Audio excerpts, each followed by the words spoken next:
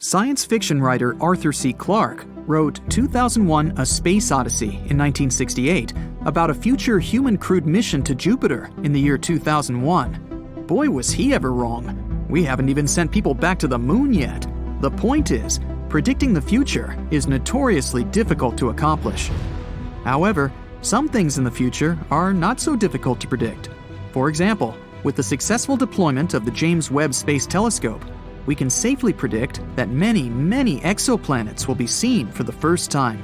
These exoplanets will be seen in the infrared light they give off, not in visible light. Their exoplanetary atmospheres will be identified according to the gases they contain. Signatures of life, like ozone, methane, oxygen, and carbon dioxide, will be able to be detected, if life is present. Civilizations living on any of these exoplanets will be able to be detected by the heat patterns of their cities. Again, if there are cities. There are many discoveries and inventions in laboratories and research think tanks at the present time that we will become aware of within the next 10 years. All this is not only very exciting, but also life-changing on a social and a personal level. Just like when computers and cell phones were rushed into production and worldwide distribution within 2 decades, which totally changed the way we manage our daily lives, there are things coming now that will make our present lives seem old-fashioned. Brightside's first prediction: one world language. All the peoples of the world will be able to speak to each other and understand each other instantly by means of wearable and/or implanted universal translator devices. Instant electronic communication systems began altering society with the advent of the telegraph and telephone in the 19th century. But personal communication between different peoples and cultures has remained stunted due to the differences in spoken language. That barrier is going to be confined to the dustbin of history within the next 10 years. One world language devices are going to be a real eye-opener and ear-opener. Artificial intelligence is the technology that will enable the one world language to emerge. Many more benefits of AI can be expected too. AI will enable society to do away with cash as a medium of economic exchange. It is possible that this will happen within the 10-year horizon we are forecasting. The difficulties society is currently experiencing with different monetary systems are not acceptable in a world that is not homogenizing, but harmonizing. Each person will be plugged into a worldwide economic system, optimally designed by AI. AI will begin to determine national decision-making within an international framework of cooperation, coordination, arbitration, and remediation. War will become a thing of the past, obsolete, counterproductive to human development and economic coordination. This can happen within 10 years. You may be beginning to doubt these predictions. Just hold your doubts for now. When astronauts first went to the moon and looked back and saw our beautiful Earth in space, humanity transformed itself. All the unifying developments we have seen since then can be related to and derived from that vision of ourselves in space. And speaking of space, there are 2 developments in telescope technologies that have a good outside chance of coming into play within the next decade. Liquid telescopes and ionized gas telescopes are entirely possible. Liquids in zero gravity form themselves into a reflective surface. No polishing or adaptive optics are necessary. A huge reflective surface can be created in orbit, so big that we could probably see the smiles on the faces of the exoplanet inhabitants, if they exist, and a million other things too small to see with the James Webb Space Telescope. No, don't laugh. NASA has already bought into this liquid telescope idea and is testing it in space right now. Ionized gas is also perfectly reflective.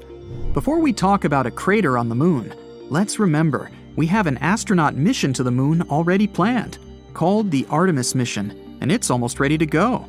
Soon you will see astronauts on the moon, and they'll be wearing brand new good-looking spacesuits. Back to what I was saying.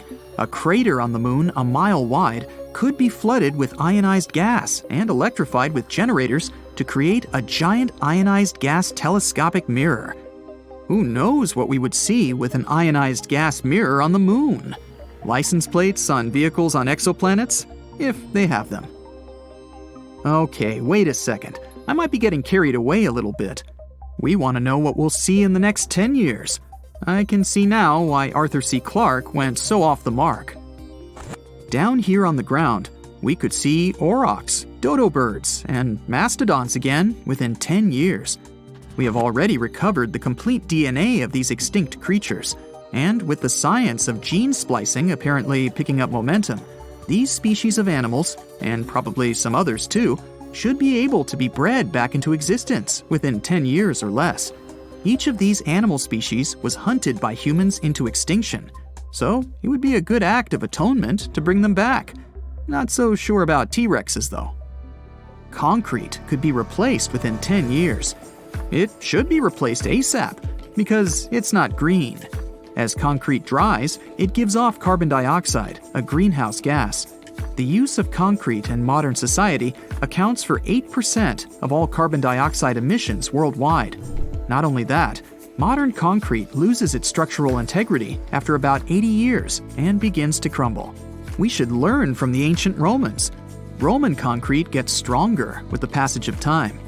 Professor Joseph Davidovits, the father of geopolymer science, has shown that ancient concrete did not dry in the sense that we know. It anneals.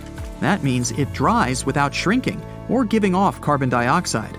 Currently, the formula for this ancient concrete remains lost, but geopolymer science is working hard to bring it back.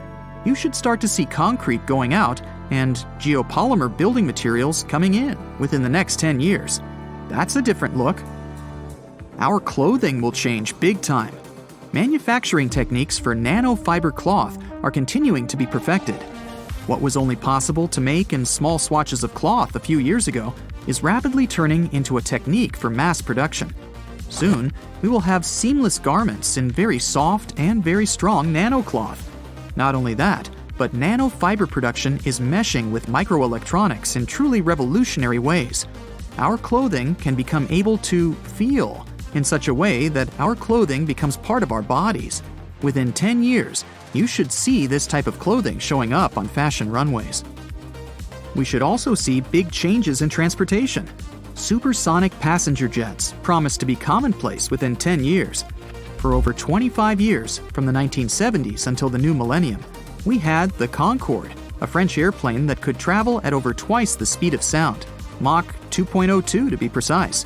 It was discontinued for safety reasons in 2003.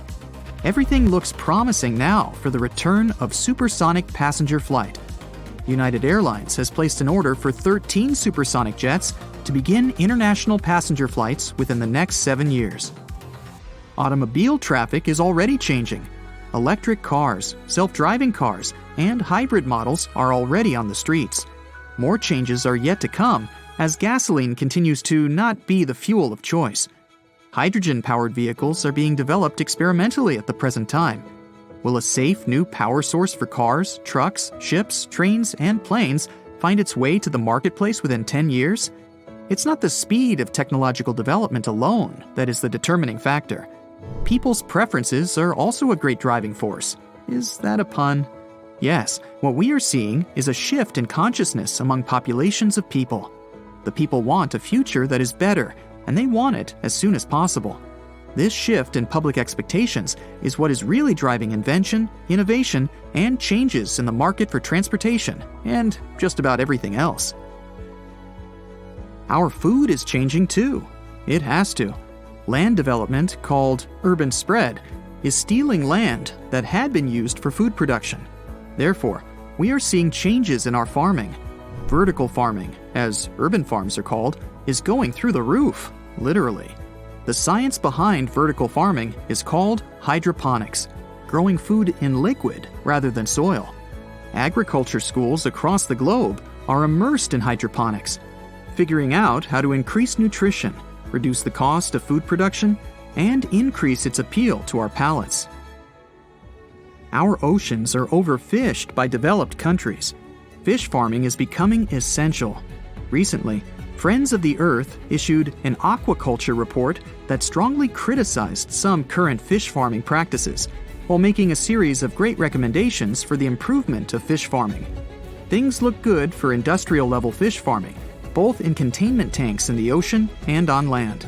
The good news is that the fish are cooperating admirably by staying healthy and reproducing splendidly. It just may be that they do better when they don't have predators stalking them all the time. So, hold on to your hats, Brightsiders. The future is coming after all. It looks good from here. Lots of career openings in new fields, innovations coming into the marketplace, and new products that will create new lifestyles. But I haven't got a clue as to what kind of hairstyles we'll see in 10 years. That's going to be totally up to you.